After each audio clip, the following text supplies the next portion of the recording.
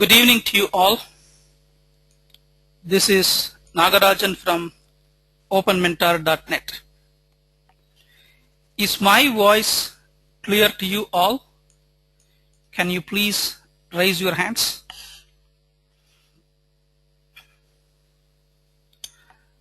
Very good. I'm happy to meet you all in this webinar of white box testing. We see a lot of people. It's very encouraging. As you all know, the purpose of OpenMentor.net is to provide free education to you all. This helps all the people to learn niche subjects. At the same time, you don't have to travel a lot. OpenMentor comes to your desktop. In fact, I'm getting one person saying that this person is joining from US. Everyone is welcome to this kind of a free education. Let us get started with white box testing. Before that, the agenda will be, I'll be going through a few slides giving the concepts of white box testing. Then we will show some of the white box testing tools on how exactly it happens. You will really get amazed on how white box testing happens. Okay. The very first slide. If you see here, what is the need for white box testing? Before that, I would like to have a simple definition of black box testing and white box testing. The black box testing is like a general physician. You go to the doctor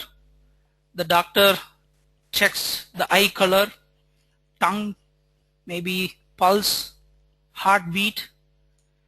Without getting inside the body through any means, doctor is able to find the problem. That's the general medicine. Black box testing is like that. You take a program, give an input, okay, then see the output. It is symptomatic. So symptomatic external testing is black box testing. Let me maximize this slideshow. Hope it should be visible. And by the way, we have been uploading a lot of webinars with presentations. It is under review. Hopefully by this weekend, the last 4 webinars, neoload, estimation, and then we talked about selenium. All these materials will be uploaded over this weekend. Give us some time because it's under review so that we can club all the informations to that. Coming back to this white box testing, we need to get inside out. That inside out is white box testing. More than that, the ultimate code matters. Who tests the code? We are going to show you in a short while some magic in the code itself. And then white box testing gets internal to every program. That means every developer is a white box tester because he or she tests the program inside out. But the thing is, every developer feels it's all good, but it's not so. Some of the things that we may ask, did you test the catch block? If you have coded a try block and a catch block, did you test catch block? What is the proof? Nothing. I ask you another question. If you are a developer, suppose you have coded 250 lines. What is the concrete proof that you have tested every line of your code? There's no proof.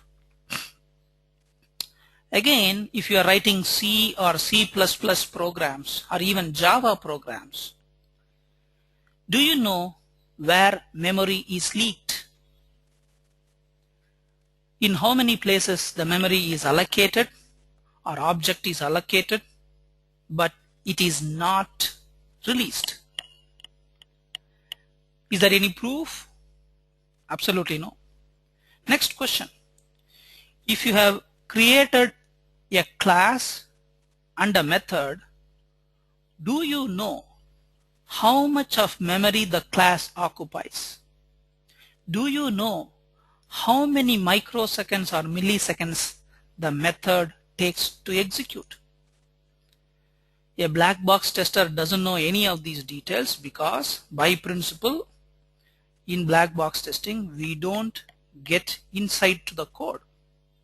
We test external symptoms. So how do I actually test the internals? That is called white box testing. Is this fundamental concept clear? Can you please raise the hands if so?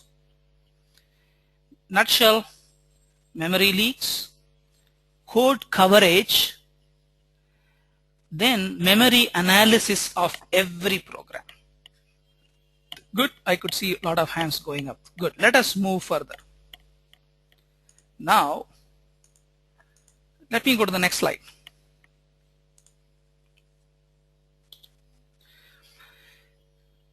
I talked about black box testing and white box testing. Now, look at this. There are certain drawbacks in black box. So memory leaks cannot be easily found in black box. If conditions, you know the program works fine, but which if condition, which for loop is executed, you don't know. Most importantly, is there any dead code?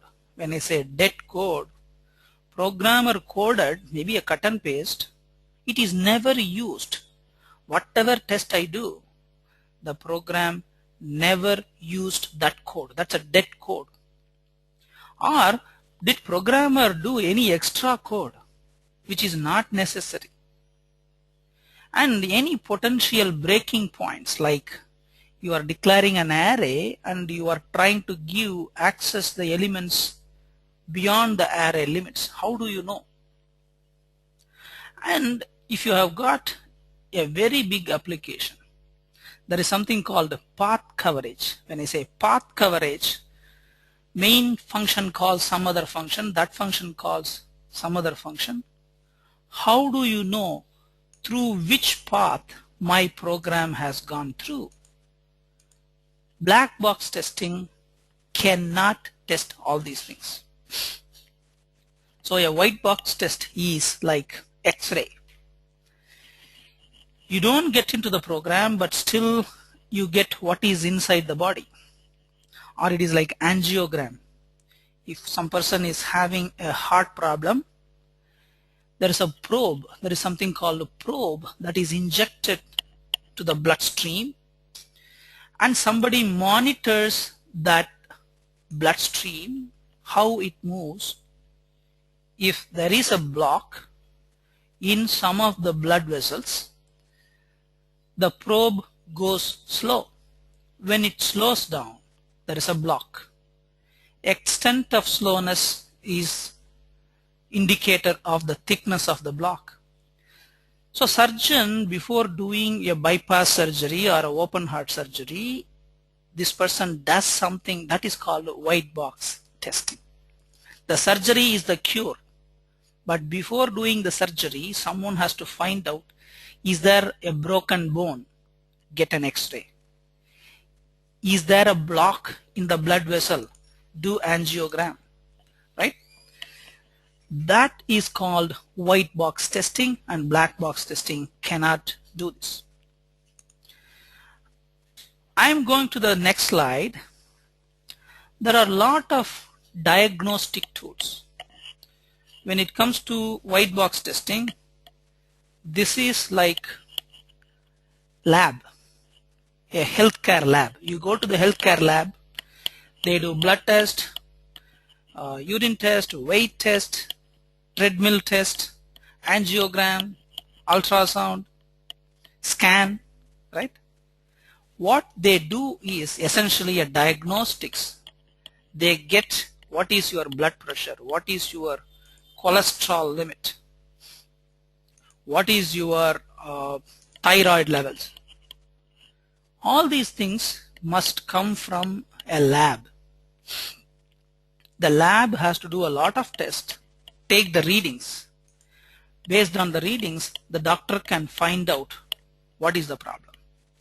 There are a lot of diagnostic tools available. IBM Rational Purify Plus is one tool, JProbe is one, Parasoft giving a lot of tools. Like they give like JUnit, JTest, lot of diagnostic tools. HP Diagnostics. Dynatrace is now taken over by CompuWare. .NET profilers are available. There is a tool called the App Perfect. Lot of tools are used. They work on a concept called instrumentation.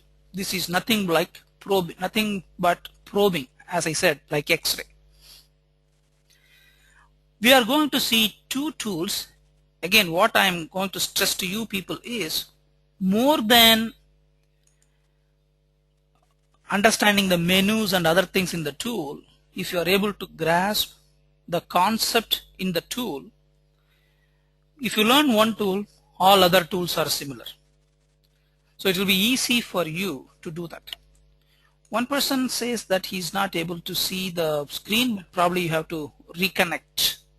If you reconnect, you should be able to get the screenshot. I think all the other people are having good view of this. Again, these slides will be uploaded to the OpenMentor portal over this weekend. Now, what is the benefits ultimately for the business? Techie may be interested in all these things, but ultimately the business has to benefit. Every program is the building block.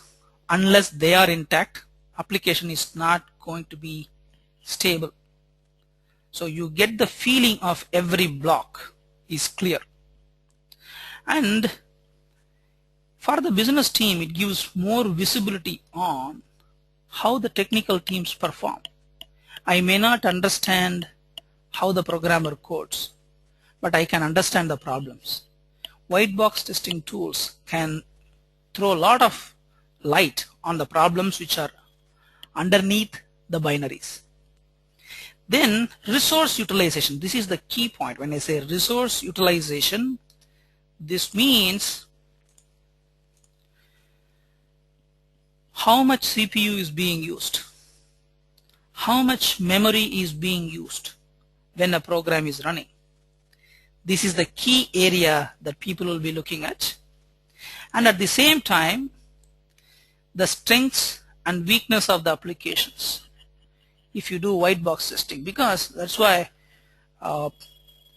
doctors always advise, if you are 40 plus in age, check your health, take blood pressure, all these cholesterol, diabetes readings every year or at least 6 months, so that you know the internals also. Externally you may look fit, you may look handsome, but internally there may be a blood pressure problem. So this white box testing helps you to understand the internal weakness and strengths of the application. Before doing or going to white box testing, people need to understand the design. Okay? When I say understand the design, I'm asking you honest questions to people. How many of you actually use design documents? Because we have also conducted a design model or demo webinar. Many people said they don't use design. Right now when I ask how many of you use UI design, database design, interface design and logic design, please raise your hands. Do you have a design document in front of you for every one of your programs? I could see 4 hands or 5 hands coming up. all the other hands are down. That means if you do not understand the design very well, there could be problems in terms of doing white box testing. So I would suggest that people use the design very, very well and the code very, very well. So you need to have some amount of design. It may not be 100% perfect, but at least have some design and do the code review. Design review and code review are the fundamental parts of white box testing. This is the first level, right? If you are able to do code review, you can save a lot of time. But many people, they just postpone the code. They directly jump into the testing, that too black box testing. So many errors which could be found in code review are postponed. So what I'm going to do now is I'm going to close this PowerPoint. We are going to start showing how actually a white box testing tool works with some examples.